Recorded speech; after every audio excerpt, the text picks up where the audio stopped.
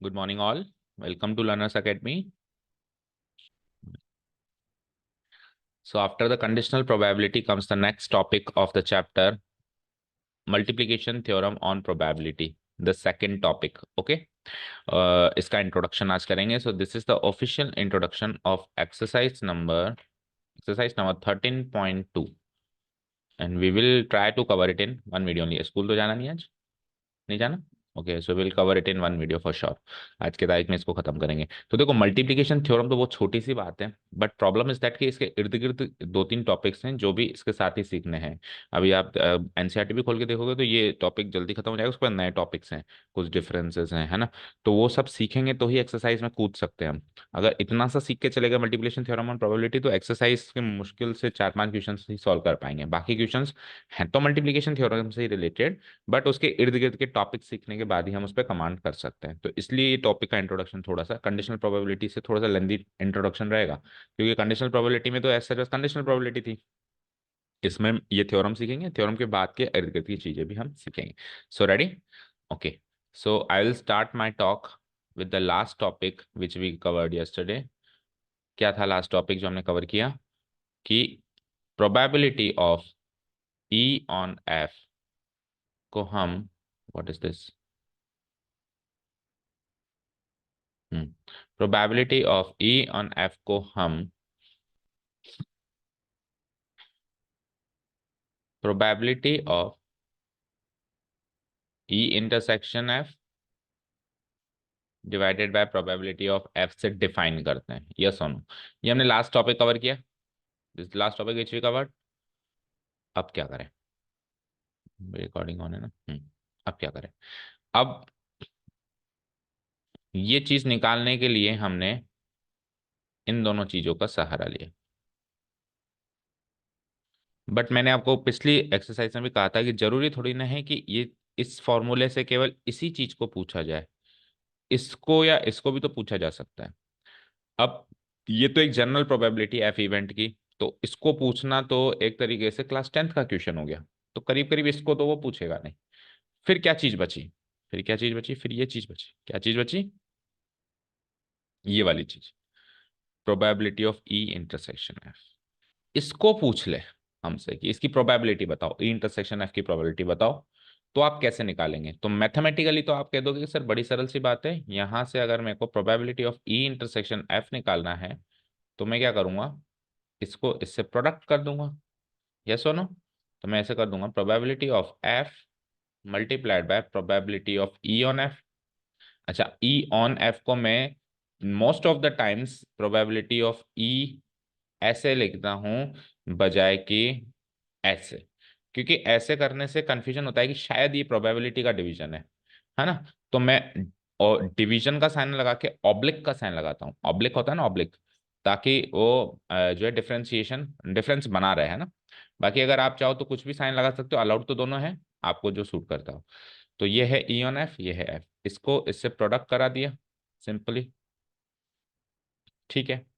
But जब आपसे ये चीज पूछ रहा था तब आपको कह क्या रहा था, मतलब मैथमेटिकल स्टेटमेंट वाइज वो आपको क्या कह रहा था? Find the probability of the event E provided that F has occurred. ये पूछ रहा था तो हम ये कर रहे थे.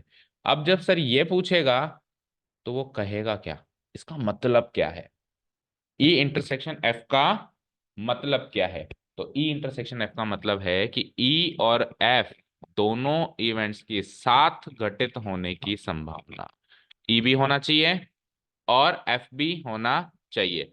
ऐसे इवेंट्स जो कि साथ में घटित हों, उनकी संभावना जब पूछे तो हम कैसे उसकी संभावना निकालेंगे? वो चीज हमको मल्टीप्लिकेशन थ्योरम ऑन प्रोबेबिलिटी से मिलता है. इसका नाम ऐसे क्यों है मल्टीप्लिकेशन? क्योंकि इसका आंसर दो प्रोबेबिलिटीज का मल्टीप्लिकेशन है. चेक करो.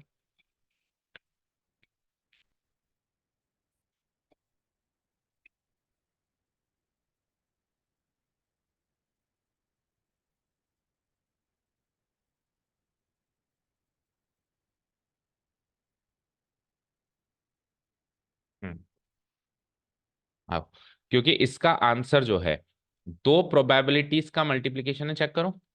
तो मल्टीप्लिकेशन थ्योरम ऑन प्रोबेबिलिटी ये कहती है कि अगर दो या दो से ज्यादा भी हो सकते, दो या दो से ज्यादा इवेंट्स के साथ में घटित हो, साथ में का मतलब ये नहीं कि दोनों उसी टाइम पे हो रही है, इसका मतलब बिल्कुल ये नहीं मैं कह रहा हूं कि भाई अभी जिस समय ई हुई उसी समय एफ हुई, से एक समय पे या एक जगह पे नहीं कह रहा हूं। साथ में का मतलब समझो, साथ में का मतलब है दोनों घटित होनी चाहिए, दोनों घटित होनी चाहिए, ई भी घटित होनी चाहिए, एफ भी घटित होनी चाहिए। अब इसको अपन कैजुअली बोल देते हैं कि दोनों साथ में घटित होनी चाहिए। साथ में का मतलब ये नहीं कि अगर ई इस रूम में घटित हुई तो एफ भी इसी रूम में घटित हो, या ई 10 बजे घटित हुई तो एफ भी 10 बजे घटित हो, ये साथ में का मीनिंग नहीं कह रहा हूँ। दोनों के घटित होने की दोनों को दोनों का होना चाहिए। इंटरसेक्शन मतलब क्या होता है, एंड ये भी हो और ये भी हो, दोनों के घटित होने की संभावना पूछता हो तो मल्टीप्लिकेशन थ्योरम ऑन प्रोबेबिलिटी कहती है कि इस तरीके से इन दोनों प्रोबेबिलिटीज का प्रोडक्ट कर दो। अब इनका मतलब क्या था, इनका मतलब था कि अगर पहले एफ हुआ है तो उसकी संभावना, अब एफ तो हो चुका तो उसको रख दिया मैंने नीचे। Probability of E on F का मतलब क्या सीखा था अपन ने, यही तो सीखा था कि ई की संभावना जब एफ हो चुका हो, तो एफ पहले हो चुका ना, तो इसलिए अब जब ई की संभावना कहूंगा तो तब तक एफ हो चुका होगा। जब एफ की प्रोबेबिलिटी मैंने निकाल ली, दैट मीन्स एफ तो हो चुका है। अब ई की बताओ, तो ई जब मैं घटित करवा रहा हूं तब एफ हो चुका है ना, तो इस घटना को ई ऑन एफ कहेंगे, कहेंगे नहीं कहेंगे? तो probability of E on F, इन दोनों का क्या कर दूंगा मैं, प्रोडक्ट कर दूंगा। क्या कर दूंगा? प्रोडक्ट, क्योंकि मैथमेटिकली इंटरसेक्शन का मतलब होता है एंड, और एंड के लिए हम मल्टीप्लाई करते हैं, हमने सीखा है। यस और नो? अच्छा, किसी ने कहा कि सर जरूरी है कि मैं पहले एफ घटित कराऊं? आप ई भी तो घटित करा सकते हो, पहले करवा लो। ई घटित करवा ली पहले मैंने, अब जब आप एफ करवा रहे हो तो अब ई हो चुका है, तो अब अगली प्रोबेबिलिटी ऑफ एफ को क्या कहूंगा मैं, F on E, F on E. तो चाहो तो ये वाला फॉर्मूला लिखो, वो भी इंटरसेक्शन एफ का वैलिड है, चाहो तो ये वाला फॉर्मूला लिखो, वो भी इंटरसेक्शन एफ का वैलिड है। सर ये वाला फॉर्मूला तो आपने यहाँ से डिराइव करके बताया कि ये वाला फॉर्मूला डिराइव कर सकते हो, बिल्कुल कर सकते हैं। आप probability of conditional probability of F on E सोचो जरा क्या होता है, वो यही तो होता था, probability of E intersection F divide by नीचे वाला आएगा प्रोबेबिलिटी ऑफ ई। ओके, तो यहां से जब आप probability of E intersection F solve करोगे, इसकी वैल्यू निकालोगे, तो दिस इंटू दिस हो जाएगा, तो यही तो होगा, चेक करो, इसकी वैल्यू यही तो हो जाएगी। Probability of E intersection F की वैल्यू यही तो हो जाएगी, probability of E multiplied by probability of F on E. समझ आया? So multiplication theorem on probability तो एक तरीके से खत्म हो चुका है, इतनी सी बात कहता है वो। क्या कहता है, मल्टीप्लिकेशन थ्योरम है किसके लिए, कब लगेगी? क्वेश्चन पढ़ के हम कैसे नेचर पहचानेंगे कि हमें मल्टीप्लिकेशन थ्योरम लगेगी? जब दो या दो से ज्यादा इवेंट के एक साथ घटित होने की संभावना पूछी जाए। एक साथ का मतलब मैं आपको समझा दिया, भी वो भी हो और वो भी हो। जैसे मैंने कहा ई एक इवेंट है कि डेक ऑफ 52 कार्ड्स में से एक कार्ड निकाल रहा हूं, तो वो कार्ड किंग आना चाहिए, ये ई इवेंट है।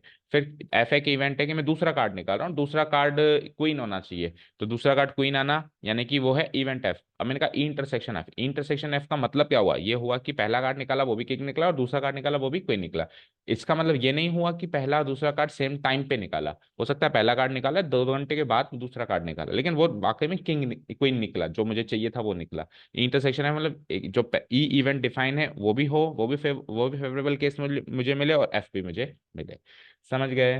तो इसके लिए हमको क्या करना पड़ेगा, मल्टीप्लाई करना पड़ेगा दो या दो से ज्यादा प्रोबेबिलिटीज का, जिस सीक्वेंस में आप घटनाओं को घटित करा रहे हो उस सीक्वेंस में आगे चलना पड़ेगा। लेट्स से 3 इवेंट्स हैं, कितने इवेंट्स हैं, 3। Probability of E intersection F intersection G, इसका मतलब ये हो गया कि ई एफ जी तीनों ही घटित होनी चाहिए। अच्छा, इसका मतलब ये भी नहीं हुआ कि ई पहले हो, एफ सेकंड नंबर पे और जी तीसरे नंबर पे हो, इसका मतलब ये भी नहीं हुआ। ये तो लिखने का तरीका है ना, पर जनरली जो पहले करवाते हैं हम उसको हम जनरली पहले लिख देते हैं, है ना, लिख देते हैं। बट ऐसा कंपलसरी नहीं है कि मैं एफ को इधर नहीं और ई को इधर नहीं लिख सकता हूँ। अगर इसको मैंने एफ इंटरसेक्शन ई इंटरसेक्शन जी लिख दिया तो कोई पाप नहीं हो गया, लेकिन फिर मुझे समझने में मुश्किल होगी, मुझे ऐसा लगेगा शायद एफ पहले हुआ है। तो हम जब क्वेश्चन सॉल्व करेंगे तो हम जो घटना पहले घटित करवा रहे हैं उसको पहले ही लिख देंगे। बाकी उसको लिखना वहां कंपलसरी है ऐसा, क्योंकि कॉम्यूटेटिव होता है इंटरसेक्शन, तो इधर का उधर घूम सकता है। तो इसको मैं क्या कहूंगा, अब इस नोटेशन से मुझे ऐसा पता चल रहा है कि शायद मैंने ई पहले घटित कराई है, तो probability of E, okay, into दोनों के तीनों के साथ में घटित होने की संभावना मल्टीप्लिकेशन थ्योरम से मिलेगी। अब एफ को घटित कराऊंगा, तो जब मैं एफ को घटित करा रहा हूंगा तब ई हो चुका होगा, एफ ऑन ई।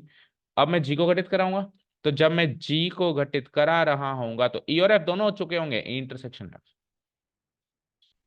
भाई ई इंटरसेक्शन एफ का मतलब क्या, ई भी हो गया एफ भी हो गया, यही मतलब है ना इसका। तो ई और एफ दोनों हो चुके होंगे, यानी ई इंटरसेक्शन एफ इवेंट हो चुका होगा। समझ गए? क्लियर? ऐसे एंड सो ऑन आप पता नहीं कितने ही इवेंट्स इसमें कनेक्ट कर सकते हैं। आपके क्वेश्चंस जनरली 3 से ज्यादा का नहीं देगा, 3 भी रेयर केस में देगा, 2 ही देगा। बाकी ऐसे आप कितने भी इवेंट्स घटित का इसमें जोड़ सकते हैं, EFGHI खूब सारे जोड़ दो, कोई दिक्कत नहीं है। ठीक है। अच्छा, हमारी सहूलियत के लिए E∩F, ये इंटरसेक्शन लगाना साइन बार बार अगर अपने को कॉम्प्लिकेटेड लग रहा है, तो प्रोबेबिलिटी ऑफ E∩F का दूसरा नोटेशन है प्रोबेबिलिटी ऑफ EF, क्योंकि इंटरसेक्शन का मतलब मल्टीप्लाई, और मल्टीप्लाई जब हम मैथ्स में मल्टीप्लाई की बात करते हैं तो लेटर्स के बीच में अगर E∗F है तो EF भी कहते हैं, जैसे X∗Y को XY भी कहते हैं ना, तो वो हमको ऐसे अलाउ कर दिया गया है ना भाई। चलो तो आप ऐसे मत लिखो, ऐसे लिखो, तो उस हिसाब से इधर अगर मैं कहूँ तो ये क्या लिख जाएगा, प्रोबेबिलिटी ऑफ EFG, और इधर इधर इसको क्या लिख सकता हूँ मैं, EF G/EF, है ना, E∩F का इंटरसेक्शन का साइन में खा गया बीच में। तो मल्टीप्लीकेशन थ्योरम समझ में आई।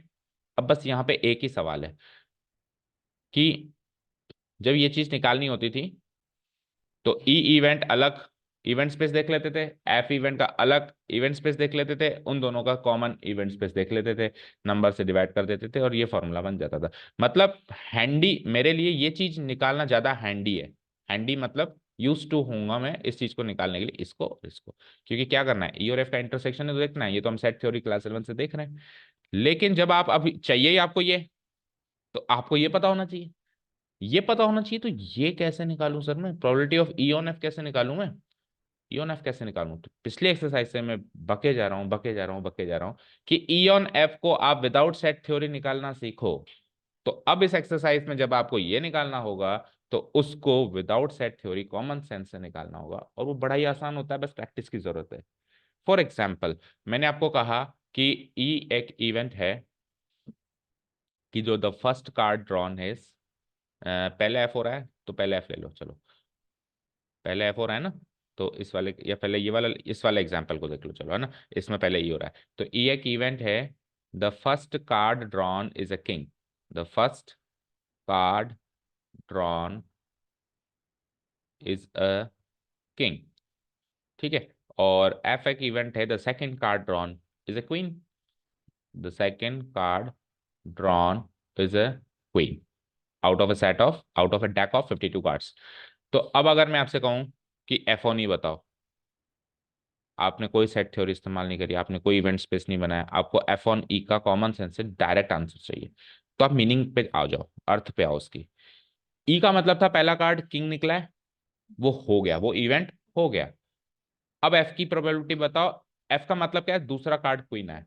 तो मुझे बताओ जब ई हो चुका है तो 52 में से एक पत्ता कम हो चुका है, तो अब किसी भी इवेंट की प्रोबेबिलिटी आउट ऑफ 51 निकलेगी। ओके। और जब ई हो चुका है ना, पहला कार्ड किंग बाहर जा चुका है, क्वीन तो अभी भी चारों के चारों सलामत है, 4/51 कितनी आसानी से निकाल दिया मैंने एफ नहीं। तो कंडीशनल प्रोबेबिलिटी के लिए जरूरत होने की सेट थ्योरी यूज करूं मैं। अब वो एक्सरसाइज कंडीशनल प्रोबेबिलिटी की थी, इसलिए उसको सेट थ्योरी से सॉल्व कर रहे थे। ठीक है ना। तो इस तरीके से conditional probability, F on E, E on F, E on F G, G on E F, ये सारे आपको अब जो स्टेटमेंट में से सोच सोच के निकालनी पड़ेगी without using the set theory. ठीक है। चलें अब लिख लें थोड़ा बहुत। तो ये मल्टीप्लिकेशन थ्योरम का सारा लेना देना यहाँ पे खत्म हो जाता है। अब अपन इसको लिखते हैं, फिर एक डिपेंडेंट एंड इंडिपेंडेंट इवेंट्स का बहुत इंपॉर्टेंट कॉन्सेप्ट है, उसको देखेंगे। देखो पढ़ लेते हैं इसको फटाफट, तो बड़ी इजी सी चीज लगी होगी आपको। We know that if E and F are two events, then the conditional probability of event E given that the event F has occurred, second इसको थोड़ा सा सही लिख दें, E और F जब अपन लिखेंगे ना, तो वो इवेंट्स हैं, तो अपने को उस तरीके से उनको कॉमा में पैक करना पड़ेगा, कैसे, ऐसे E F। ठीक है, इधर भी देखो, ये E और ये, सर ने ऐसा कुछ पढ़ाया ही नहीं, मल्टीप्लिकेशन थ्योरम है ना आपके, कोई बात नहीं, कोर्स में होना चाहिए बस। ये देखो मल्टीप्लिकेशन थ्योरम क्या कहती है, अगर इवेंट ई और एफ दो इवेंट्स हैं, तो इवेंट ई की conditional probability provided that event F पहले हो चुका है, उसको हम ऐसे डिफाइन करते थे। तो यहां से इस चीज का answer this multiplied by this हो जाएगा। ओके, हो जाएगा। ये भी हम, मैंने आपको कैजुअल वे में यही बताया आपको। आगे बढ़ते हैं, और इसको प्रोबेबिलिटी ऑफ ईएफपी कह सकते हैं, इंटरसेक्शन का साइन हटा सकते हैं, ये भी बता दिया मैंने आपको, ये हो जाएगा नोट डाउन।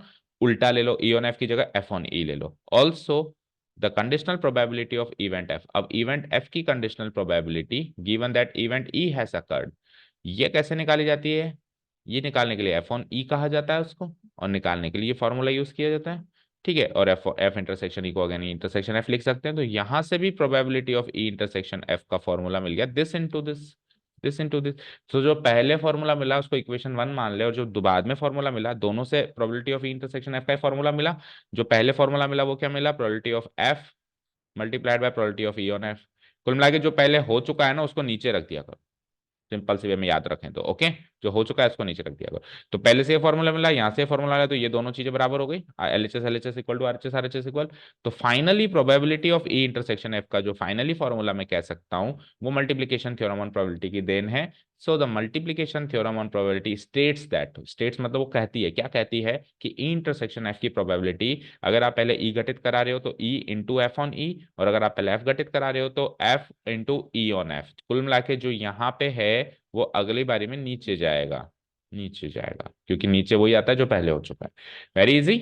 ठीक है, अब सिमिलरली ये दो से ज्यादा इवेंट्स में भी अब अपन इसको कंटिन्यू कर सकते हैं इसी मल्टीप्लिकेशन थ्योरम को, कि similarly if E F and G, if E F and G are three events, अब तीन इवेंट्स दे दिए मैंने। अब मल्टीप्लिकेशन थ्योरम के क्या ख्याल है? अब मल्टीप्लिकेशन थ्योरम ये कहती है कि तीनों को घटित कराना है आपको। तो अगर आप पहले ई को करा रहे हो और फिर बाद में एफ को करा रहे हो तो एफ ऑन ई, और फिर लास्ट में जी को करा रहे हो तो जी ऑन ई एफ। अब इसके और केसेस भी बन सकते हैं, पहले एफ को करा लो पहले जी को करा लो, सर ना बहुत सारे केसेस बन सकते हैं। ये अपन ने अभी ई एफ जी जिस सीक्वेंस में लिखा है उसी सीक्वेंस में इसका आंसर बताया है, लेकिन इसका मतलब ये नहीं है कि इसका आंसर यही है। आपकी मर्जी, आप पहले एफ को भी करा सकते हो जी को भी करा सकते हो, जैसा क्वेश्चन में अपने को गिवन होगा वो काम अपने को कराना पड़ेगा। एंड सो ऑन कैसे क्यों लिखा है मैंने? क्योंकि ऐसे फर्दर बहुत सारे बढ़ा सकते हैं, अगर मैं इवेंट्स यहाँ पे बढ़ा दूं कॉमा कॉमा कॉमा लगा के तो आगे बढ़ा सकते हैं। ठीक है, मल्टीप्लिकेशन थ्योरम इज ओवर। अब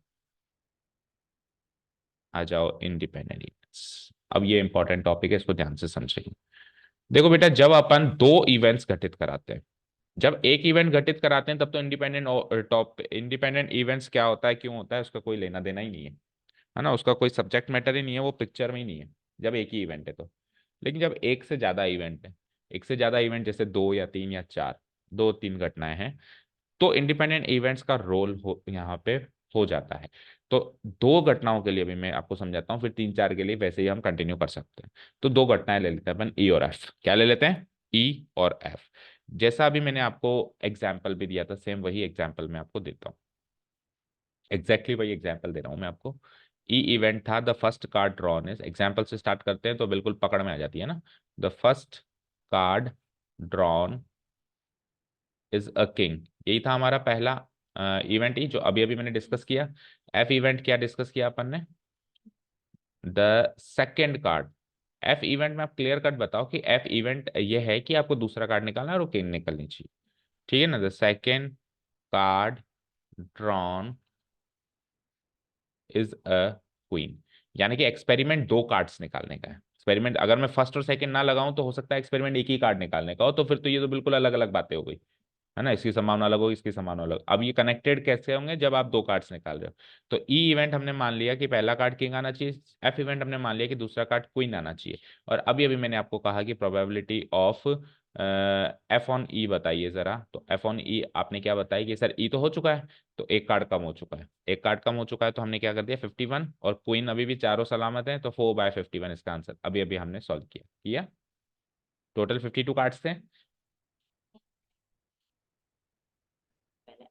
पहले ई करवा चुके हैं, ई करवा चुके हैं यानी एक कार्ड कम हो चुका है, लेकिन वो किंग निकला था, तो क्वींस तो चारों सलामत है। तो अब क्वीन चाहिए दूसरा कार्ड, तो चारों क्वीन सलामत है 51 कार्ड में से 4/51। ठीक है, डन। तो ये तो अभी अभी हमने किया। अब इसी केस का दूसरा सिनेरियो सोचो जरा। अगर वो क्वेश्चन में कहे कि आपने पहला कार्ड निकाला, वो किंग निकला, देख लिया आपने, अब आपने उस कार्ड को वापस डाल दिया। अब बताओ प्रोबेबिलिटी ऑफ एफ ऑन ई, अब बताओ probability of F on E. तो एफ की प्रोबेबिलिटी यानी दूसरा कार्ड क्या आना चाहिए? क्वीन, तो क्वीन तो चार है ही, लेकिन अब अब आपने किंग जो निकाला था वो वापस डाल दिया ना, देखा और वापस डाल दिया। ऐसे आपने मैजिशियंस देखे होंगे जो कई बार पत्ता लेके और कह देते हैं हाथ में रख लो, और कई बार ऐसे भी कहते हैं वापस रख दो उसमें। तो दोनों तरीके के केसेस, दोनों तरीके के एक्सपेरिमेंट्स हैं, दोनों तरीके के इवेंट्स बन सकते हैं ना। तो अब वापस डाल दिया तो वापस 52 के 52 का कोटा पूरा हो गया, हो गया। तो वही एफ ऑन ई का आंसर जो कल तक 4/51 आ रहा था, अभी 4/52 आ गया। तो फिर सर कौन सा केस सही है? केस तो दोनों ही सही है। इस केस में ई और एफ डिपेंडेंट इवेंट्स हैं, इस केस में ई और एफ इंडिपेंडेंट इवेंट्स है। क्योंकि अगर आप probability of F casually general probability निकालें, भाई एफ की वैसे जनरल प्रोबेबिलिटी सोचे, ई को छोड़ दो बिल्कुल, एक कार्ड के निकलने की संभावना क्वीन 4 होती है, टोटल 52। तो जनरल प्रोबेबिलिटी और कंडीशनल प्रोबेबिलिटी तो सेम आ रही है। इसका मतलब एफ के घटित होने की संभावना ई के घटित होने की संभावना से प्रभावित नहीं हुई। इसको कहते हैं इंडिपेंडेंट इवेंट्स। जब ई और एफ दो इवेंट्स हैं, इस तरीके से हैं कि ई के घटित होना एफ को प्रभावित नहीं कर रहा है, या फिर एफ को घटित होना ई को प्रभावित नहीं कर रहा है, तब उन दोनों को हम कहेंगे इंडिपेंडेंट इवेंट्स। और अगर प्रभावित कर रहा है तो उनको कहेंगे हम डिपेंडेंट इवेंट्स, तो हम कहेंगे उसको डिपेंडेंट इवेंट्स। तो इंडिपेंडेंट इवेंट में तो अपने को कंडीशनल प्रोबेबिलिटी से सोचनी पड़ती है, और डिपेंडेंट इवेंट्स में तो इंडिपेंडेंट इवेंट्स में कंडीशनल प्रोबेबिलिटी और जनरल प्रोबेबिलिटी इक्वल होती है। तो आप कंडीशनल प्रोबेबिलिटी क्यों सोच रहे हो? आप तो जब इसका फर्क ही नहीं पड़ रहा तो आप सोचो ही मत कि ई हुआ था क्या हुआ था। अब वैसे ही एफ की प्रोबेबिलिटी कैजुअली निकाल लो, भाई एक ही इवेंट है ये तो अकेला है, क्योंकि ई के होने से इसका कोई फर्क पड़ा ही नहीं। तो आप ऐसे भी याद रख सकते हो, इंडिपेंडेंट इवेंट्स वो ऐसे इवेंट्स होते हैं जिनमें उन इवेंट्स की कंडीशनल प्रोबेबिलिटी और उनकी जनरल प्रोबेबिलिटी इक्वल होती है। ये इनकी कंडीशनल प्रोबेबिलिटी किसी और इवेंट के होने के बाद, कंडीशनल प्रोबेबिलिटी होती तब है जब पहले और कोई इवेंट हो चुका है, तो कंडीशनल प्रोबेबिलिटी भी वो आई, और उनकी जनरल प्रोबेबिलिटी जैसे अपन निकालते थे 10th क्लास में वो भी वही आई। तो ये दोनों इक्वल आ जाएं तो कह देंगे ई और एफ क्या है? इंडिपेंडेंट है। और इक्वल नहीं आई, जैसे यहाँ पे आई 4/52, यहाँ पे 4/50, अनइक्वल आई, तो हम कहेंगे कि ये दोनों डिपेंड कर रहे हैं, इनकी प्रोबेबिलिटी प्रभावित हो रही है। ओके, अनदर एग्जाम्पल है। फॉर एग्जाम्पल, मेरे हाथ में एक सिक्का है और एक डाइस है। ई इवेंट है कि 5 appears on the dice. 5 appears, मैंने दोनों को साथ में उछाला, उछाल दिया, तो 5 अपीयर्स ऑन द डाई। ये तो है इवेंट ही। और एफ इवेंट है कि tail appears on the coin. Tail appears on the coin. Okay, on the coin. Okay, अब मुझे बताओ, मेरे हाथ में दोनों चीजें मैंने उछाल दी, तो इस कॉइन पे टेल आना इस डाय पे 5 आने से प्रभावित होगा क्या? ऐसा थोड़ा नहीं कि डाय पे 5 आ गया तो अब कॉइन कहेगा नहीं नहीं अब तो मैं हेड दूंगा, मैं टेल नहीं दूंगा। उसका कोई लेना देना है क्या उससे? या फिर इस डाय पे 5 या 6 या कुछ और आना उस कॉइन पे कुछ भी आउटकम आने से प्रभावित होगा क्या? तो ये तो बॉर्न इंडिपेंडेंट है। कई इवेंट्स ऐसे होते हैं जो बोलते ही इंडिपेंडेंट है, बोलते ही। अब जैसे कार्ड्स वाले केस में तो सिचुएशंस बन रही थी, कार्ड वापस रखा तो इंडिपेंडेंट बना, नहीं रखा तो डिपेंडेंट था। लेकिन इसमें तो कुछ बोलो ही मत, बस इवेंट डिफाइन करते ही वो इंडिपेंडेंट हो जाते हैं। ठीक है ना, नेचुरल इंडिपेंडेंट इवेंट्स हैं ये तो, वैसे भी क्योंकि चीजें ही अलग अलग है। उसमें तो क्या था, एक ही 52 कार्ड्स का डेक था, दोनों इवेंट्स उसी में से घटित हो रहे थे, तो फिर आपको सिचुएशंस बनानी पड़ रही थी कि कार्ड निकाल के अपनी जेब में रखा या वापस रखा, ऐसे सिचुएशंस बना के सोचनी पड़ रही थी। पर यहाँ पे तो चीजें ही तो अलग, ऑब्जेक्ट्स ही तो अलग अलग हैं। तो ई इवेंट और एफ इवेंट देखते ही पढ़ते ही हम कह देंगे कि इंडिपेंडेंट इवेंट है। तो अगर आपसे ई ऑन एफ पूछे तब आप जनरली प्रोबेबिलिटी ऑफ ई निकाल लो, और एफ ऑन ई पूछे तो आप जनरल प्रोबेबिलिटी एफ निकाल लो। ठीक है भाई, मैंने कहा टेल आया था कॉइन पे, अब ई के आने की संभावना तो भी वही 1/6। और मैं कहा कि जनरली ऐसे ही ई के आने की संभावना तो भी 1/6। मैंने कहा कि ई हो चुका है, अब एफ के होने की संभावना एफ ऑन ई, तो टेल अपीयर्स की वही 1/2। और वैसे अगर मैं आपसे पूछता कि टेल अपीयर्स होने को की संभावना, तो भी आप कहते हैं 1/2। तो कंडीशनल प्रोबेबिलिटी और जनरल प्रोबेबिलिटी में फर्क ही नहीं हुआ ना, इक्वल आ रही है, क्योंकि ई और एफ दोनों क्या है? इंडिपेंडेंट इवेंट्स है। ई होता रहेगा, एफ की तो प्रोबेबिलिटी उतनी ही रहेगी जैसे वैसी रहती थी। समझ गए? हाँ।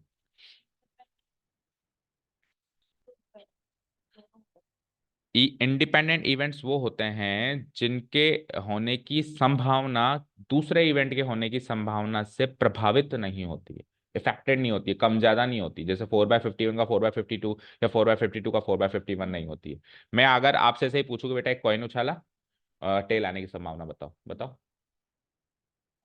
कॉइन उछाला, हाँ ना, 1/2, टेल आने की संभावना 1/2। अब दूसरा केस सुनो, मैंने कॉइन उछालने से पहले डाइस उछाला, डाई उछाला, डाई पे 5 आया, डाई पे 5 आया, अब कॉइन पे टेल आने की संभावना बताओ।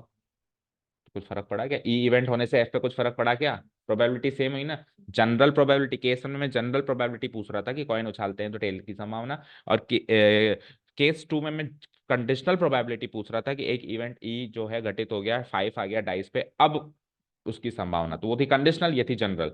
दोनों की प्रोबेबिलिटी इक्वल आई ना, तो यानी कि ई और एफ क्या है? Independent events. समझ आ गया अभी अच्छे से? और अगर प्रभावित हो जाती तब वो डिपेंडेंट इवेंट्स होते। तो अभी तक अपन ने एक्सरसाइज 1 में जितने भी इवेंट्स पढ़े वो सारे डिपेंडेंट है, क्योंकि अपन तो कंडीशनल प्रोबेबिलिटी के लिहाज से क्वेश्चंस भी उसमें वैसे ही सेट करके दे रखे हैं जो डिपेंड करते हैं। ठीक है ना? अब इस एक्सरसाइज में अपने को इंडिपेंडेंट डिपेंडेंट इवेंट्स दोनों मिलेंगे। क्वेश्चन पढ़ के अपने को दिमाग लगाना पड़ेगा कि फर्क पड़ रहा है या नहीं पड़ रहा। ओके, ठीक है, चलें आगे अभी। ओके, सो इंडिपेंडेंट इवेंट्स की डेफिनेशन है, पहले डेफिनेशन समझते हैं, फिर इससे इसका रोल क्या है। सर ये तो आपने बता तो दिया ये क्या है, लेकिन इसका क्वेश्चन पे कैसे प्रभाव पड़ता है, कैसे आंसर्स मिसमैच हो सकते हैं क्या, वो देखेंगे।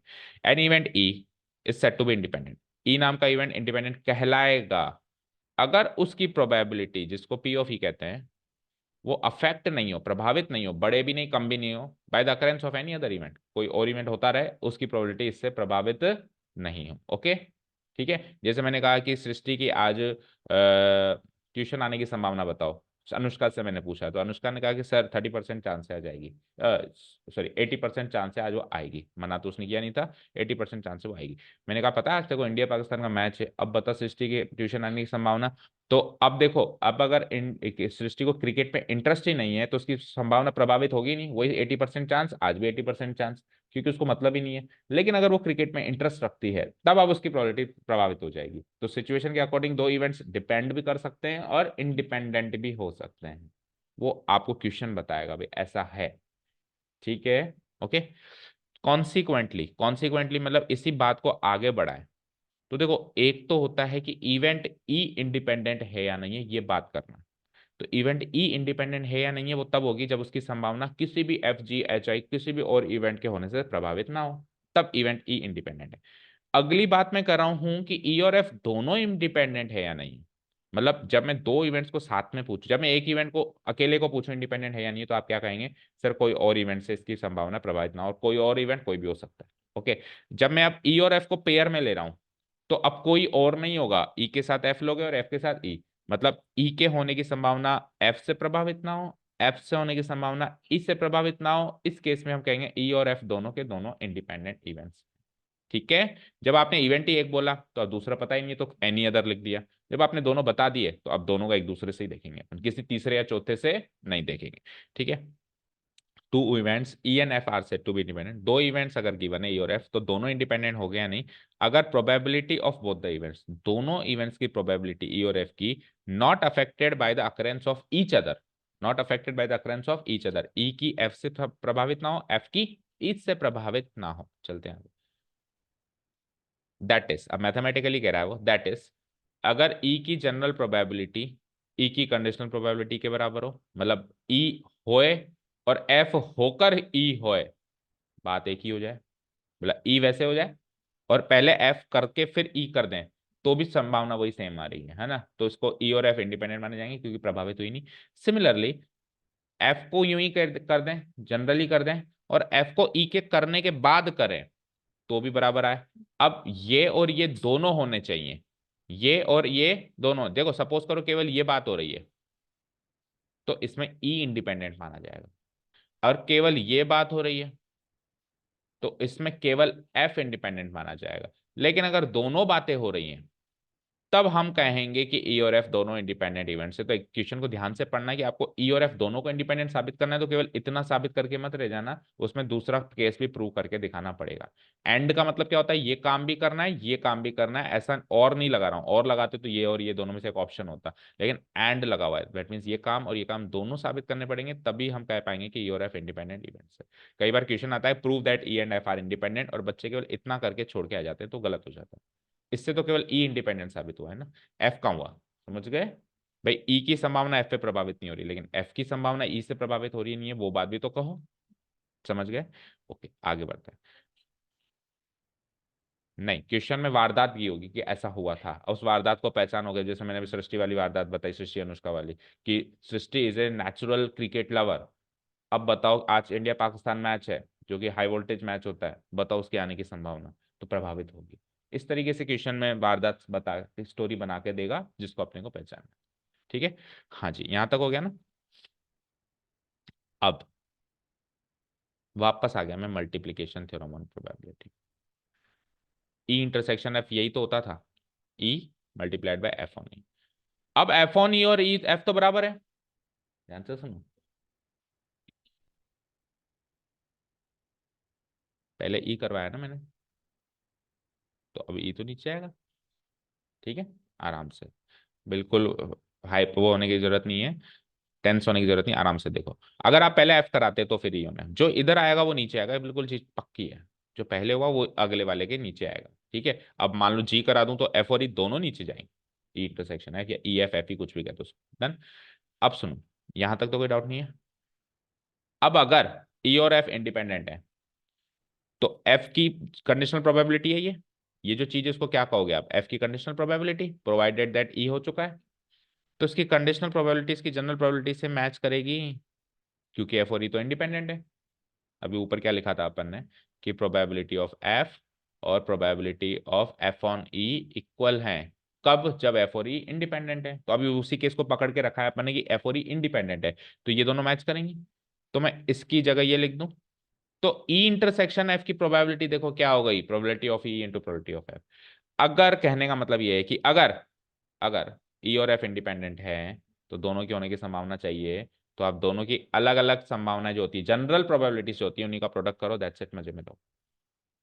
जैसे अभी एग्जांपल पकड़ो, ई क्या था कि 5 आना डाइस पे, एफ क्या था, टेल आना कॉइन पे। मैंने कहा ई और एफ दोनों चाहिए मुझे, मेरे को ये 5 भी चाहिए, मुझे वो टेल भी चाहिए। तो आपने जल्दी पकड़ लिया यार, ये इस पे प्रभावित नहीं, ये इस पे प्रभावित नहीं, आप दोनों का अलग अलग प्रोबेबिलिटीज का प्रोडक्ट करो, दैट्स इट। ई का अलग करो और एफ का अलग करो। ई की प्रोबेबिलिटी होती है 1/6, इसकी होती है 1/2, 1/12 आंसर। क्यों हुआ ये दोनों का प्रोबेबिलिटी का इंडिपेंडेंट प्रोबेबिलिटी, क्योंकि दोनों इंडिपेंडेंट है। दोनों क्या है, इंडिपेंडेंट है। तो मैं ऐसे कह सकता हूं कि दो इंडिपेंडेंट इवेंट्स के साइमल्टेनियस होने की संभावना उनके अलग अलग होने की संभावनाओं का प्रोडक्ट होता है। और ऐसी तरीके से अगर जी भी जोड़ दें तो आगे प्रोबेबिलिटी ऑफ जी भी एज इट इज शामिल कर दो, provided that E F G तीनों इंडिपेंडेंट हो। समझ गए। और अगर डिपेंडेंट है, इनकेस डिपेंडेंट है, तो कुछ नहीं करना, एफ ऑन ई कर देना है, क्योंकि अब प्रोबेबिलिटी ऑफ एफ और प्रोबेबिलिटी ऑफ एफ ऑन ई अलग अलग है। समझ गए। तो क्या कह रहा है कि अगर ऐसा हो जाए तो भी कहा जा सकता है कि ई और एफ इंडिपेंडेंट है। मतलब ई और एफ इंडिपेंडेंट प्रूव करने के क्वेश्चंस आएंगे ना, प्रूव करो ये ई और एफ इंडिपेंडेंट है, तो किस किस तरीके से हम प्रूव कर सकते हैं। एक तरीका तो हमने क्या देखा था कि इसको और इसको इक्वल प्रूव कर दो, और एक तरीका क्या हो गया, इसकी वैल्यू इन दोनों के प्रोडक्ट के इक्वल कर दो। दोनों तरीकों से ई और एफ इंडिपेंडेंट प्रूव किए जा सकते हैं। ठीक है, अब आपको कौन सा मेथड, कौन सा डेटा गिवन है वहां पे, कौन सा मेथड आपको सूट करता है, वो आपको क्वेश्चन में चेक करना पड़ेगा। ठीक है, टेल मी, यहाँ तक कोई डाउट। और यही चीज आप उसके लिए भी कह सकते हो। अभी मैंने एक केस लिया है, क्योंकि probability of E into probability of F on E, अगर मैंने पहले एफ करवा दिया तो क्या होगा, probability of F into probability of E on F. Okay, अब ई अगर इंडिपेंडेंट है, एफ से उसका कोई लेना देना नहीं है, तो इसकी जगह काट के मैं प्रोबेबिलिटी ऑफ ई कर दूंगा, तो again probability of E intersection F वही आ गई, एफ इंटू ई। ई इंटू एफ कर दो या एफ इंटू ई कर दो, तो प्रोडक्ट तो करना तो कम्यूटेटिव होता ही है ना। कुल मिला के दो इवेंट्स या दो से ज्यादा इवेंट्स की एक साथ होने की संभावना, अगर उनके अलग अलग होने की संभावना का प्रोडक्ट आ जाए, तो कह देना कि ई और एफ क्या है, और वाइसी वर्सा है। अगर ई और एफ इंडिपेंडेंट है तो उसे ये रिलेशन लिख सकते हो, और अगर ये रिलेशन गिवन है तो उसे ये स्टेटमेंट लिख सकते हो। ओके, चलें आगे। ओके, अब क्या करना है सर, इंडिपेंडेंट भी पढ़ लिया, अब एक ऐसा टॉपिक पढ़ रहे हैं हम, नहीं ये तो बुक में, सॉरी ये तो आपकी बुक में ही है, फिर इसके बाद एक ऐसा टॉपिक है जो बुक में नहीं है।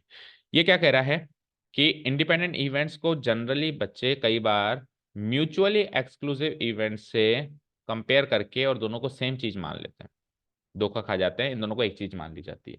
तो आपकी बुक में भी मेंशन था लास्ट ईयर, तो अभी काट दिया तो पता नहीं।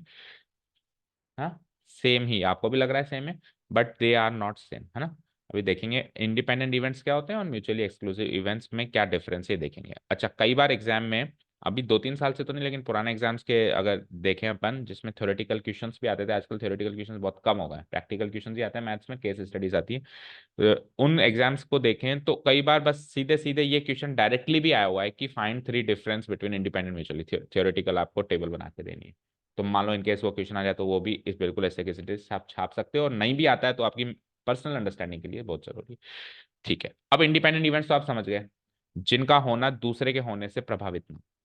म्यूचुअली एक्सक्लूसिव इवेंट्स ऐसे इवेंट्स होते हैं जिनके आउटकम्स कॉमन ना हो, जिनके आउटकम्स कॉमन ना हो। जैसे अभी जो मैंने ई और एफ इवेंट लिखे थे, डाइस और टेल वाले, वो इंडिपेंडेंट होने के साथ साथ म्यूचुअली एक्सक्लूसिव भी थे। अच्छा, कोई इवेंट इंडिपेंडेंट है तो 100% गारंटी नहीं है कि वो एम ई कहूंगा मैं शॉर्ट में, म्यूचुअली एक्सक्लूसिव को क्या कहूंगा, एम ई। अगर कोई इंडिपेंडेंट है तो एम ई होगा, ऐसी कोई गारंटी नहीं है, और कोई एम ई है तो वो इंडिपेंडेंट होगा, ऐसी कोई गारंटी नहीं है। इंडिपेंडेंट होने के साथ साथ एम ई भी हो सकता है, और एम ई होने के साथ साथ इंडिपेंडेंट भी हो सकता है। जैसे कि अभी मैंने जो एग्जाम्पल दिया था वो इंडिपेंडेंट तो था ही सही, लेकिन वो एम ई बी था, क्योंकि उसके आउटकम्स क्या थे, 1 2 3 4 5 6, उसके आउटकम क्या थे, हेड और टेल। तो 1 2 3 4 5 6 और हेड और टेल में कुछ कॉमन आउटकम है क्या?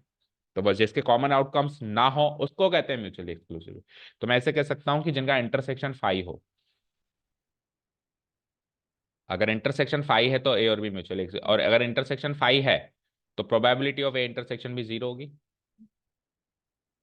तो प्रोबेबिलिटी ऑफ ए इंटरसेक्शन भी जीरो हो तब तो म्यूचुअली एक्सक्लूसिव, और probability of A into probability of B हो तब इंडिपेंडेंट इवेंट्स। अभी अभी हमने सीखा ना, ए इंटरसेक्शन बी की प्रोबेबिलिटी, उनके अलग अलग प्रोबेबिलिटीज का प्रोडक्ट आ जाए तब तो इंडिपेंडेंट, और ये सब कुछ ना हो, जीरो ही आ जाए, तो फिर म्यूचुअली एक्सक्लूसिव इवेंट्स का केस है। Very easy. ठीक है, क्लियर। ओके, अब देखो क्या कह रहा है ये, एक बार डेफिनेशन देख लेते हैं। म्यूचुअली एक्सक्लूसिव इवेंट्स वो इवेंट्स होते हैं, अब एक बार समझ में आ गया तो ये डेफिनेशन वगैरह बहुत काम इजी लगेंगे आपको। वो इवेंट्स होते हैं जो इनके पास कोई भी आउटकम कॉमन नहीं होता है। इधर आओ, जबकि इंडिपेंडेंट इवेंट्स वो इवेंट्स होते हैं जिनके आउटकम्स कॉमन मे हैव, हो भी सकते हैं, नहीं भी हो सकते हैं। हो भी सकते हैं मतलब आपसे इंडिपेंडेंट इवेंट्स देकर और कहे कि इनके आउटकम्स कॉमन है क्या, तो कहते हो भी सकते हैं, नहीं भी हो सकते हैं। इंडिपेंडेंट है तो आप म्यूचुअल एक्सक्लूसिव की डेफिनेशन इधर क्यों लगा रहे हो? अब पहला डिफरेंस तो इसकी डेफिनेशन के अकॉर्डिंग चला, तो अब दूसरा डिफरेंस इसकी डेफिनेशन के अकॉर्डिंग चलेगा। ठीक है ना, दोनों के डेफिनेशन आपको पता है, एक डिफरेंस इसकी डेफिनेशन से बना दो, एक डिफरेंस इसकी, दो डिफरेंस तो ऐसे ही बन गए। ठीक है, अब दूसरा डिफरेंस इंडिपेंडेंट इवेंट्स की डेफिनेशन से देखते हैं। इधर से आओ, independent events on the other hand क्या थे, जो अफेक्ट नहीं करते हैं प्रोबेबिलिटी को, एक दूसरे के होने की संभावना को अफेक्ट नहीं करते हैं। एमई से पूछा क्या आप अफेक्ट करोगे, मे और मे नॉट कर भी दे, नहीं भी कर दे। ठीक है, तो उसमें उसकी डेफिनेशन में मे और मे नॉट घुसा दो, इसमें इसकी डेफिनेशन में मे और मे नॉट, क्योंकि इसके यहाँ पे होने के तो 100% गारंटी करेगा, लेकिन ये ऐसा इसका काम करेगा या नहीं करेगा, जैसे आपका काम अलग है, मेरा काम अलग है। अब हो सकता है कभी कभी मैं आपका काम करता हूँ और हो सकता है आप मेरा काम करते हो, तो जब मेरे काम में आपके काम की बात करेंगे तो मैं कहूंगा मे और मे नॉट, और जब आपके काम में आप मेरे काम की बात करेंगे तो आप भी कहेंगे मे और मे नॉट। जैसे आप स्टूडेंट है एंड एज ए मैं टीचर हूँ, तो मैं कहूंगा कि क्या मैं कभी क्लास लेता हूँ किसी टीचर की, तो ले भी सकता हूँ, नहीं भी ले सकता हूँ, है ना। लेकिन मैं पढ़ाता हूँ बच्चों को, वो फिक्स है। और जैसे आपके केस में सोचें, तो आप किसी को पढ़ाते हो क्या, तो पढ़ा भी सकते हो, नहीं भी पढ़ा सकते हो। फॉर एग्जाम्पल अपने किसी फ्रेंड को ही पढ़ा दिया, किसी छोटे भाई बहन को पढ़ा दिया, लेकिन वो आपका काम थोड़ी ना है, कि आपका काम है हाल फिलहाल पढ़ना, तो वो तो परमानेंट काम है। समझ गए ना। आओ, अब ये सेकेंड जो थर्ड है डिफरेंस, ये बुकिश लैंग्वेज में थोड़ा लिखा हुआ है, तो मैंने छाप दिया है इसके अंदर, बाकी इसका इसमें इसे आपको हो सकता है थोड़ा कम भी समझ में आए, तो लिख देना बस, इसको देखो समझने की कोशिश करो। म्यूचुअली एक्सक्लूसिव जो वर्ड है, जो टर्म है, उसका मतलब जनरली इवेंट्स से लेना देने का होता है, इवेंट्स से लेने देने का होता है। जबकि इंडिपेंडेंट जो वर्ड है, उसका मतलब इवेंट्स की प्रोबेबिलिटी से लेना देना ज्यादा होता है। इन जनरली म्यूचुअली एक्सक्लूसिव वर्ड जहां पर भी आएगा, वहां पे प्रोबेबिलिटी का रोल इतना ज्यादा नहीं रहेगा, बस इवेंट्स की बात करी जाएगी कि हाँ इन दोनों इवेंट्स में कोई आउटकम कॉमन नहीं है। लेकिन जब इंडिपेंडेंट इवेंट्स की बात करी जाएगी तो 100% वहां पे प्रोबेबिलिटी का लेना देना जरूर निकलेगा। क्योंकि म्यूचुअली एक्सक्लूसिव इवेंट्स तो पता है हम क्लास 11 से सीख रहे हैं, आप देखना वहां पे जाके क्लास 11 की प्रोबेबिलिटी बुक खोल के देखो, उसमें म्यूचुअली एक्सक्लूसिव इवेंट्स लिखा हुआ है, लिखा हुआ है। लेकिन इंडिपेंडेंट इवेंट्स तो आपने अभी प्रोबेबिलिटी जब सीखा तब सीखा ना। तो यहाँ पे तो जस्ट इवेंट्स की बात होती है, वहां पे उसकी प्रोबेबिलिटी। हालांकि इसकी प्रोबेबिलिटी भी निकाली जा सकती है, जीरो निकलती है, अभी मैंने बताई म्यूचुअली एक्सक्लूसिव इवेंट्स की प्रोबेबिलिटी जीरो निकाली जाती है। लेकिन in general mutually exclusive term जहां पर भी किसी क्वेश्चन में लिखा हुआ है तो उसका लेना देना प्रोबेबिलिटी से एज सच नहीं रहता है। वहां पे तो कुछ इंफॉर्मेशन देने के लिहाज से वो वर्ड यूज किया गया है कि इन दोनों में कोई आउटकम कॉमन नहीं है। लेकिन इंडिपेंडेंट वर्ड अगर आपको कहीं भी दिख जाए क्वेश्चन में तो 100% क्वेश्चन ही प्रोबेबिलिटी निकालने का होगा। यहाँ पे प्रोबेबिलिटी का लेना देना यहाँ पे नहीं है, ये तीसरा डिफरेंस। ठीक है, अब आ जाओ चौथा। जो डिफरेंस है काफी इजी है, अभी हमने बता ही दिया आपको कि दो या दो से ज्यादा म्यूचुअली एक्सक्लूसिव इवेंट्स की प्रोबेबिलिटी का म्यूचुअल इवेंट्स के इंटरसेक्शन का प्रोबेबिलिटी क्या होता है, जीरो होता है। लेकिन दो या दो से ज्यादा इंडिपेंडेंट इवेंट्स के इंटरसेक्शन की प्रोबेबिलिटी उनके अलग अलग इंडिविजुअल प्रोबेबिलिटीज का प्रोडक्ट होता है, ए की अलग, बी की अलग, सी की अलग, डी की अलग एंड सो ऑन। और यहाँ तो फिक्स है क्या होगा, जीरो, क्योंकि आउटकम ही कॉमन नहीं है तो फिर वो जीरो ही होगा। ठीक है, दैट इज, इसको मैथमेटिकली कहें कि अगर ई इंटरसेक्शन एफ जीरो आता है तो आप कंक्लूजन डालेंगे ई और एफ एम ई इवेंट से। और अगर ई intersection F probability of E into probability of F आता है तो आप कंक्लूड करेंगे कि ई और एफ इंडिपेंडेंट। यही बात से तो स्टार्ट किया था मैंने, तो खत्म, मेन बात तो यही है, आखिरी में आते हैं क्वेश्चन से जो डायरेक्ट रिलेट करेगी वो बात ये वाली हो। ओके, ठीक है। अच्छा, मैंने लिखा है M E but you will not write M E, mutually exclusive events, you will not write short form. यहाँ पे स्पेस की कमी के लिखा हुआ है बट ऐसा कोई इसका स्टैंडर्ड नोटेशन नहीं है एमी, तो आप पूरा लिखेंगे mutually exclusive events, that is it. अब जो मैं आपको दो थोड़ी सी बात बताने वाला हूँ 10 मिनट की, वो आपकी बुक में कहीं लिखी हुई नहीं है, पर हम पढ़ इसलिए लेते हैं ताकि हम क्वेश्चंस पे और ज्यादा परफेक्ट हो जाए। जो क्वेश्चंस करेंगे ना, वहां पे बीच बीच में छोटी मोटी बात बतानी होती है, क्वेश्चन को रोक के तो हम पहले डिस्कस कर लेते हैं। ठीक है ना, ये पढ़ने के बाद वो क्वेश्चंस करने में और ज्यादा मजा आएगा। ठीक है, तो हमने इस पूरे टॉपिक में जब से क्लास स्टार्ट करी है दो इवेंट्स की बात करी, दो या दो मतलब एक से ज्यादा इवेंट्स की बात करी है। तो ये क्या कह रहा है, ways of occurrence of intersection of two or more events, दो या दो से ज्यादा इवेंट्स के साथ में अकर होने, साथ में का मतलब वही समझ जाना कि दोनों का अकर होना है, साथ में का मतलब ये नहीं कि साथ एक जगह पे या एक समय पे, वो मतलब नहीं है इसका, दोनों के एक साथ होने का, इंटरसेक्शन होने का जो तरीका है वो क्या क्या हो सकता है।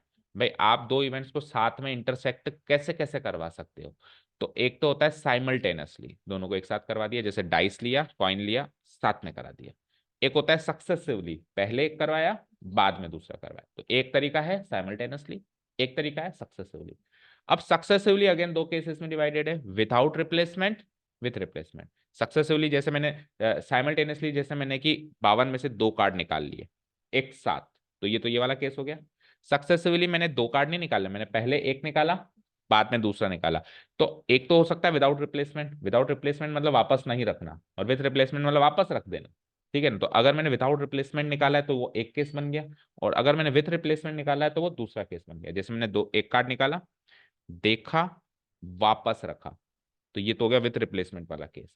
मैंने एक कार्ड निकाला, देखा, पटका, फिर दूसरा कार्ड निकाला, तो ये हो गया विदाउट रिप्लेसमेंट वाला केस। सक्सेसिवली अगेन दो चीजों में डिवाइड हो गया, विदाउट रिप्लेसमेंट, विथ रिप्लेस, और साइमल्टेनियसली में तो ऐसा कोई रोल है नहीं, दोनों साथ में ही निकालने हैं आपको।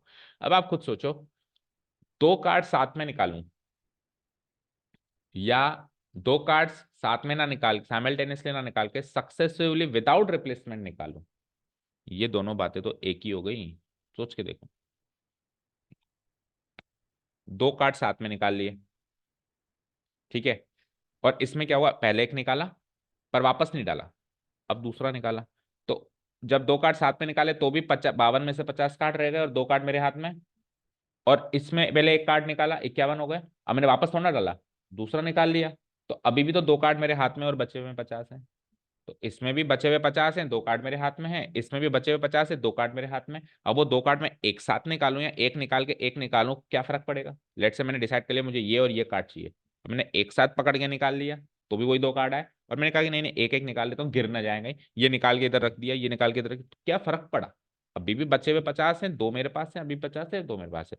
तो साइमल्टेनियसली अकरेंस और सक्सेसिवली विथआउट रिप्लेसमेंट अकरेंस एक ही बात होती है, लेकिन सक्सेसिवली विथ रिप्लेसमेंट अकरेंस इनसे बिल्कुल अलग होता है, क्योंकि मैंने एक कार्ड निकाला और रिप्लेस कर दिया, वापस डाल दिया, अब मैं दूसरा कार्ड निकाल रहा हूं, तो ये तो इनसे अलग वारदात हो गई। अब तो मेरे पास एक ही कार्ड है और बचे हुए 51 है, क्योंकि मैंने वो कार्ड तो वापस डाल दिया था। ठीक है, तो इन तीन के अलावा तो कुछ हो ही नहीं सकता, है ना।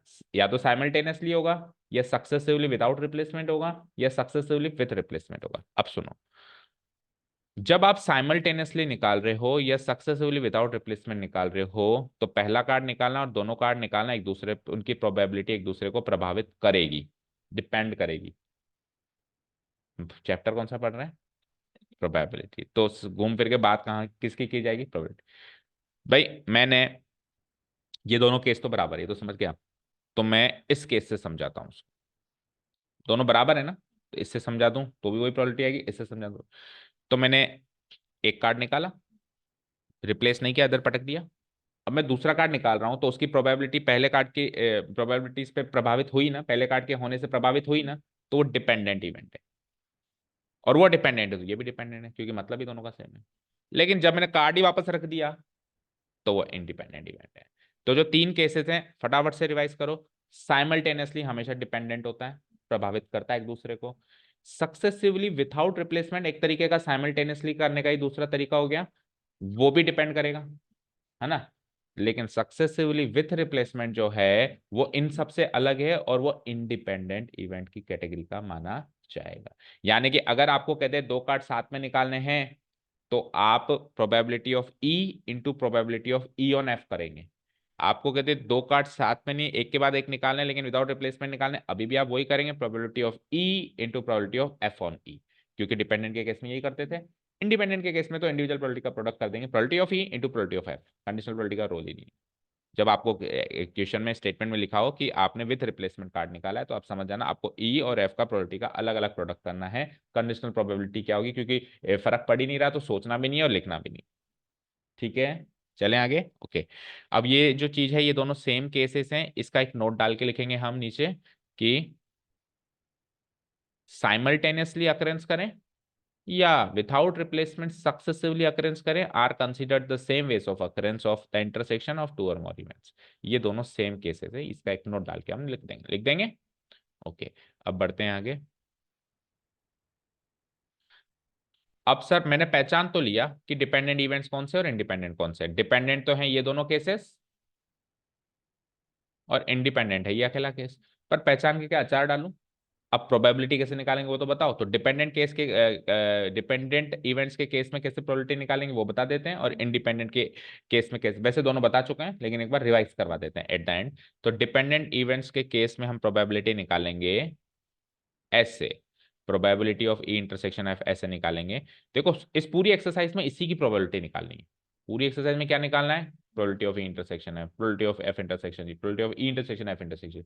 दो से ज्यादा होने की, एक से ज्यादा इवेंट्स के साथ में घटित होने की संभावना निकालना है। तो आप पहचानो डिपेंडेंट है क्या, ई की गिवन है तो फिर अगली एफ ऑन ई, और अगर एफ की गिवन है तो अगली ई ऑन एफ, क्योंकि इवेंट्स डिपेंडेंट है। लेकिन आपने फटाफट से पिक कर लिया यार इवेंट्स इंडिपेंडेंट है। अब इंटरसेक्शन एफ की प्रोबेबिलिटी इंडिपेंडेंट के केस में, यानी थर्ड केस, है ना, सक्सेसिवली विथ रिप्लेसमेंट वाला केस आ गया, इंडिपेंडेंट इवेंट्स हो गए, तो फिर आप अलग अलग प्रोबेबिलिटीज का प्रोडक्ट कर देंगे, इंडिविजुअल उनकी जनरल प्रोबेबिलिटीज का प्रोडक्ट कर देंगे। डन। तो टॉपिक तो यहाँ पे हो जाता है खत्म। अब क्या सीखना है? अब अगेन क्लास 11th का थोड़ा सा यहाँ पे रिवीजन करना जरूरी है, क्योंकि अब जो क्वेश्चंस हैं उसमें क्लास 11 के कुछ नोटेशंस आएंगे जो कि सेट थ्योरी और प्रोबेबिलिटी वाले चैप्टर से लिए गए हैं, और वो 11th वाले बच्चे पढ़ते नहीं है कभी भी, है ना। पढ़, ये देखो ये डिफरेंसेस है ना, अब पढ़ना जो हमने किए वही डिफरेंसेस यहाँ पर है ना। अब वो पढ़ते नहीं है तो यहाँ पे फिर उनको बिल्कुल नई चीज लगती है, नई चीज लगती है, तो एक बार उसको फटाफट से अपन देख लेते हैं ना, शॉर्ट फॉर्म में। आ जाओ, क्या स्टैंडर्ड नोटेशन है देख लो भैया। देखो, ए नॉट का, ए डैश का मतलब नॉट ए होता है, सबको पता है, ए के नहीं होने की संभावना। तो प्रोबेबिलिटी ऑफ नॉट ए पूछ ले आपसे, यानी प्रोबेबिलिटी ऑफ ए डैश पूछ ले आपसे, तो आप क्या करेंगे, वन माइनस प्रोबेबिलिटी ऑफ ए की होने की संभावना को वन में से घटा देंगे। ठीक है, ये तो 10th से ही सीख रहे हैं खैर हम, है ना, बस स्टैंडर्ड नोटेशन में डाल दिए। अब यहाँ पे 11th के एंड और इंटरसेक्शन शामिल करते हैं। तो एंड का लेना देना होता है इंटरसेक्शन से, और इंटरसेक्शन के केस में प्रोबेबिलिटी का हो जाता है गुणा। यानी ए एंड बी है तो ए इंटरसेक्शन बी है उसका मतलब, और ए एंड बी की प्रोबेबिलिटी है तो इसका मतलब ए इंटरसेक्शन बी की प्रोबेबिलिटी है। Very easy. अब एंड का लेना देना इंटरसेक्शन से होता है, तो और का लेना देना यूनियन से होगा। ओके, और का लेना देना यूनियन से होगा, और यूनियन के केस में हम क्या करेंगे, प्लस करेंगे। वहां क्या कर रहे थे, मल्टीप्लाई, यहाँ क्या करेंगे, प्लस। ये क्या लिखा, ये क्या पढ़ा आपने? हाँ प्लस ही तो है, प्लस करेंगे, प्लस मतलब ऐड करेंगे, ऐसे लिख लो, ऐड करेंगे, और वहां क्या करेंगे, मल्टीप्लाई। ठीक है, तो ए और बी लिखा हुआ है तो we will read it A union B mathematically set theory के हिसाब से। और ए और बी इवेंट्स की प्रोबेबिलिटी पूछे तो आप probability of A union B निकालेंगे, जो निकालना मैं आपको सिखा चुका हूँ, इवन 11th में भी सीख लिया था। Probability of A plus probability of B minus probability of A intersection. ये मत पूछना कि ये कैसे निकालते हैं, ये बता चुके हैं, पहली एक्सरसाइज में भी हो चुका है। बट ये निकालना है, ये कैसे पता चलेगा, आप चेक करना और लिखा हुआ है क्या भाई, ये निकलेगा ऐसे, बट यही निकालना है इसका, ये तो किसी ने बताया नहीं कि यही निकालना है। अब पहली एक्सरसाइज में तो क्या सीधे सीधे पूछा था what is probability of A union B, question mark. लेकिन अभी तो स्टेटमेंट देगा, तो स्टेटमेंट में ये चीज पूछी है, वो कैसे पता चलेगा, और से पता चलेगा। ठीक है, चलते हैं आगे। अब और के बाद आ जाओ इधर और। तो बहुत कंफ्यूजन होता है बच्चों को, सर और आ जाए तो क्या करना है और इधर और आ जाए तो क्या करना है। तो पहली बात तो ये सुनो, और इधर और दोनों सेम केस है। फर्क क्या है, और में अपन दो से ज्यादा इवेंट्स भी शामिल कर सकते हैं, इधर और में दो ही इवेंट शामिल करेंगे। ठीक है, जैसे और में तो आप ए और बी और सी और D multiple events and so on शामिल कर सकते हो। लेकिन यहाँ पे आप दो ही इवेंट्स को शामिल करते हो, इधर ए और बी, और सी इसके आगे नहीं लिखोगे। ठीक है, तो बाकी सब सेम है तो फिर रूल्स तो सेम ही रहेंगे। इधर और का मतलब भी यूनियन होगा, यूनियन के केस में हम ऐड करते ही हैं, तो इधर ए और बी का मतलब, जैसे ए और बी का मतलब ए यूनियन बी था, तो इधर ए और बी का मतलब भी ए यूनियन बी है। ए और बी की प्रोबेबिलिटी को हम probability of A union B कहेंगे, तो इधर ए और बी की प्रोबेबिलिटी को भी अपन प्रोबेबिलिटी ऑफ ए, तो ये दोनों तो बिल्कुल सेम केसेस हैं। बस डिफरेंस क्या है, बत लिखा इसलिए ताकि आप कंफ्यूज ना हो जाओ। डिफरेंस क्या है, इसमें दो ही शामिल करेंगे, उसमें दो से ज्यादा भी शामिल हो सकते हैं। डन। अब इधर के आगे लग गया नीदर, इधर और का क्या हो गया, नीदर और, ना तो ये चाहिए ना ये चाहिए। तो क्या हुआ यहाँ पे एन, एन, तो यहाँ पे डैश, यहाँ पे एन, एन, इस पूरे का डैश, यहाँ पे एन, एन, तो इसमें ये डैश लगा के फिर एक ब्रैकेट और लगेगा, क्योंकि ए यूनियन बी का होल डैश जो सेट है उसकी प्रोबेबिलिटी। ठीक है, ठीक है सर, नोटेशन समझ गए, इसको निकालेंगे कैसे। तो डैश की प्रोबेबिलिटी ऊपर देखा ना, पहला ही पहला क्या था, one minus probability of A union B. ये कैसे निकालेंगे, अरे 11th में बता दिया, probability of A plus probability of B minus probability of intersection. समझ गए।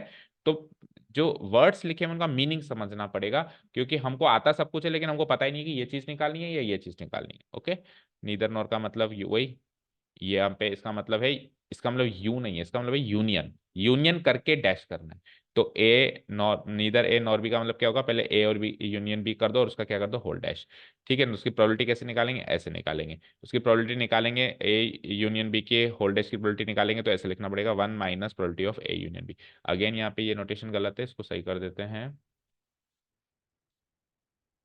क्योंकि ए यूनियन बी का होल डैश तो सेट हो गया, लेकिन उसके आगे हमको क्या लगाना पड़ेगा, एक ब्रैकेट और लगाना पड़ेगा, क्योंकि उसकी प्रोबेबिलिटी, इस सेट की प्रोबेबिलिटी। बोर्ड एग्जाम्स में नोटेशंस के भी मार्क्स कटते हैं। ठीक है ना, इसकी प्रोबेबिलिटी डन, समझ गए कैसे निकालेंगे, वन माइनस प्रोबेबिलिटी ऑफ ए। अच्छा, one more thing, neither A nor be को हम not A and not B भी कह सकते हैं, ये इंपॉर्टेंट है। क्योंकि नीदर ए नॉर बी सब याद कर लेते हैं, इधर और का उल्टा, इधर और यूनियन, यूनियन का उल्टा यूनियन डैश। लेकिन not A and not B, not A, not A मतलब ए डैश, नॉट बी यानी बी डैश, और एंड लग गया यानी इंटरसेक्शन। तो probability of A dash intersection B dash हो गई। ठीक है ना, पर ये प्रोबेबिलिटी एग्जैक्टली ये प्रोबेबिलिटी के बराबर है, ऐसा याद नहीं कर पाते बच्चे, ऐसा याद नहीं रख पाते या ऐसा पता नहीं होता उनको। तो एक हमने वेन डायग्राम से समझते हैं, चलो उसको देखो। Let's say this is a universal set. Okay, A, ये तो हो गया ए, और ये हो गया बी। ओके, अब क्या कह रहा है, ए डैश, ये ए है और ये बी है, रेड वाला ए है ब्लू वाला बी है। अब ये क्या कह रहा है, ए डैश, क्या कह रहा है, ए डैश क्या कह रहा है, ए डैश। तो ए डैश इसमें से कौन सा एरिया होगा, ए कौन सा एरिया है, जो रेड वाले सर्किल के अंदर का एरिया है वो ए डैश है, वो ए है, वो ए है, ये ए है। तो इसका डैश क्या होगा, इसके अलावा बचा हुआ एरिया, यानी कि रेड बाउंड्री के बाहर बाहर का एरिया, जिसमें ये खाली एरिया भी शामिल है और ये ब्लू वाला एरिया भी शामिल है। ठीक है, ये तो हो गया ए डैश। ओके, अब बी डैश, तो बी क्या था ये, तो इसका डैश मतलब इसको छोड़ के बचा हुआ एरिया, जिसमें खाली एरिया भी और ये भी एरिया। अब जो पहले एरिया आया खाली एरिया, ए के अलावा बचा हुआ एरिया आया, और अब जो एरिया आ रहा है बी के अलावा बचा हुआ एरिया, इनका कॉमन एरिया कौन सा होगा, तो इनका कॉमन एरिया नहीं, पहले वाले एरिया, पहले वाला जो एरिया था वो क्या था, इसके अलावा बचा हुआ एरिया। दूसरा वाला एरिया जो है वो कौन सा है, इसके अलावा बचा हुआ एरिया। तो पहले जो बचा हुआ एरिया है और अब जो बचा हुआ एरिया है, उन बचे हुए और बचे हुए का कॉमन एरिया कौन सा होगा, वो ये होगा जो इसके यूनियन को छोड़ दें और खाली सारा बचा हुआ एरिया होगा। ठीक है। और ए यूनियन बी, ये तो क्या किया हमने, ए डैश इंटरसेक्शन बी डैश किया है ना। और अपन जनरली कहें ए यूनियन बी का होल डैश, तो वो भी वही होगा। ए यूनियन बी क्या होता है, ये ए यूनियन बी तो होता है, तो उसका होल्ड, इसका होल डैश करेंगे तो इसके अलावा बचा हुआ एरिया आएगा। तो ऐसे गए तो भी हम ए यूनियन बी का होल डैश पे पहुंचे, और ऐसे ए यूनियन बी का होल डैश ये है इसे। तो मॉरल ऑफ द स्टोरी क्या है कि ए यूनियन बी का whole dash equal to A dash intersection B dash होता है।